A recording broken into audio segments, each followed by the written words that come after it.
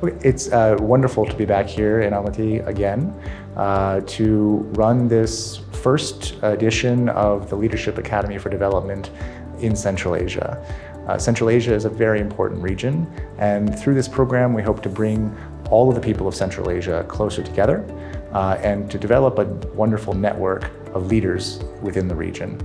We had over 330 applications for only 35 spots. It was a very difficult decision to whittle it down to just 35 people. So we do hope to come back again in the future to create even greater networks across the region.